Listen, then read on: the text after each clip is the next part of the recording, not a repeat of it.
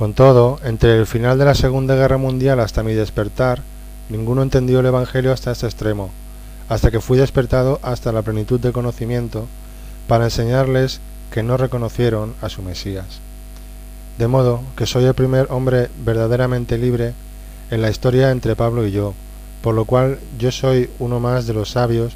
que instruirían, conforme a Daniel 11:33, a la familia de la fe a experimentar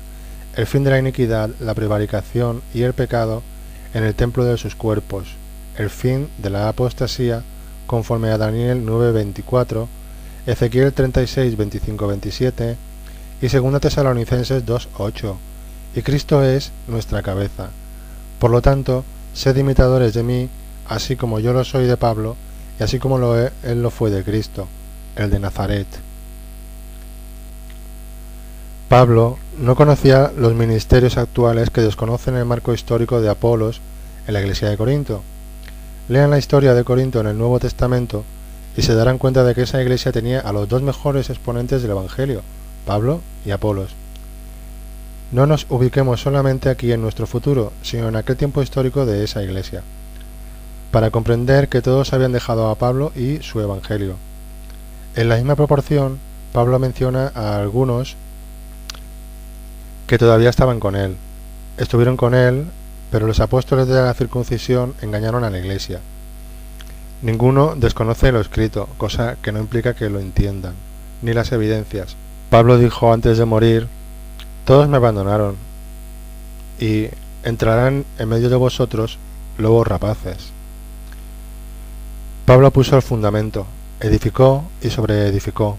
pero no le creyeron más allá de su tiempo, ni a él ni a sus discípulos. Por eso vino la apostasía,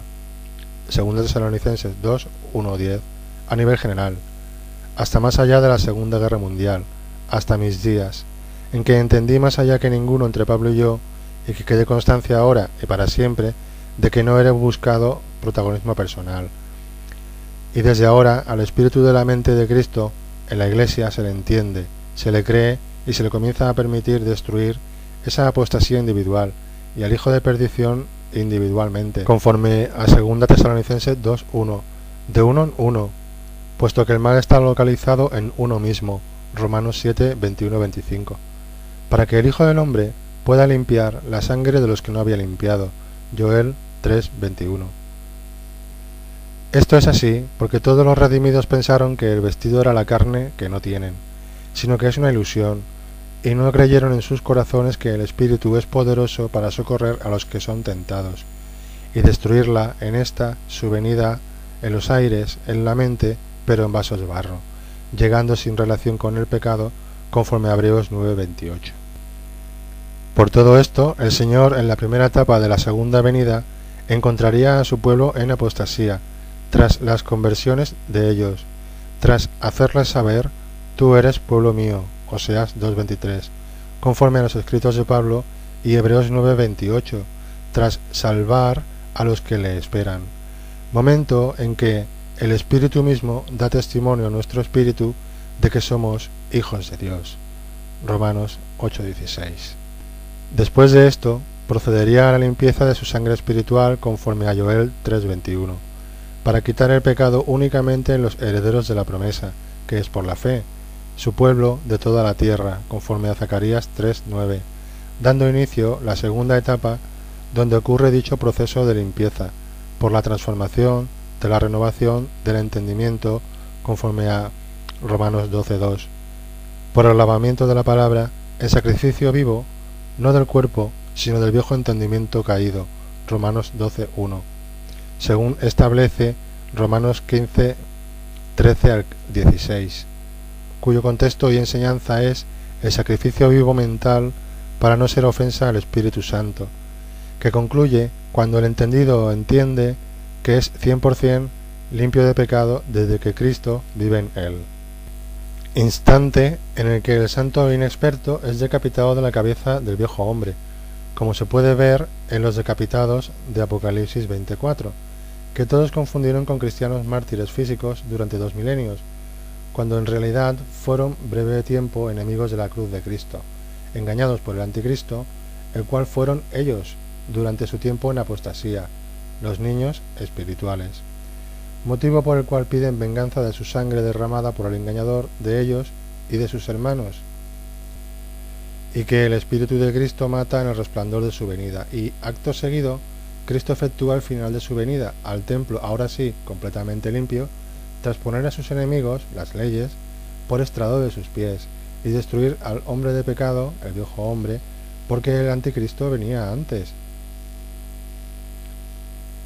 llenando así Dios su templo de la plenitud de su gloria, momento en que el redimido experimenta un segundo nuevo nacimiento, concluyendo así la parte final de la venida del Señor, reinar en vida terrenal sin caerse del trono de la gracia. Por eso Pablo dice a los de Tesalónica: y así estaremos siempre con el Señor. Primera Tesalonicenses 4:17. Pero los niños en Cristo mezclan con ley a Cristo en ellos, y no le permiten ser la cabeza del cuerpo en sus entendimientos, sino que tienen por cabeza al viejo hombre, la imagen del espíritu del mundo que no tienen, que les niega creer que el Espíritu Santo quita 100% la ilusión del pecado desde el instante de la manifestación de su venida. Es por eso que se siguió hablando de pecado por los últimos 2000 años. También observamos que Jesús de Nazaret y Pablo mencionan que esa llegada del Señor no sería con explosiones y una gran tribulación física o visible en el ámbito temporal, sino que vendría a aclarar lo oculto de las tinieblas de las mentes caídas, cuya luz es oscuras tinieblas, y manifestaría las intenciones de los corazones, conforme a 1 Corintios 4:5, lo cual es evidente que debe ser el hombre interior aquí en la tierra y no en el más allá. Jesús resumió Apocalipsis y todo el tiempo del fin en una sola frase. Si observamos en Juan 14, 22-23, los discípulos le preguntaron sobre su venida. ¿Cómo es que te manifestarás a nosotros y no al mundo? Y el Señor, sin predecir cataclismos ni explosiones, y de una forma muy sencilla, sin parábolas, les dijo: el que me ama, mi palabra guardará, y mi Padre le amará, y vendremos a él, y haremos morada con él. Y así sería la venida del Hijo del Hombre,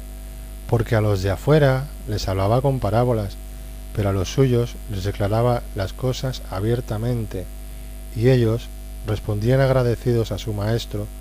con un precioso: ahora hablas claramente y ninguna alegoría dices.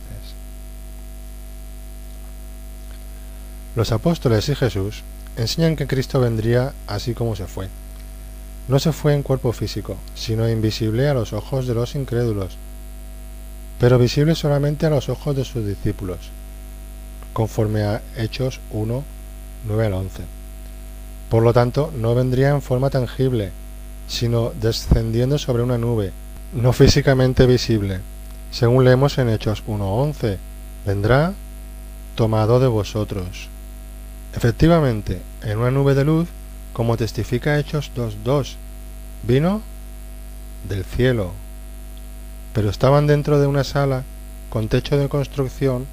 que les impedía ver la atmósfera sobre sus cabezas, por encima de la construcción, donde estaba la sala. Viene del interior de las mentes, Hechos 1:11,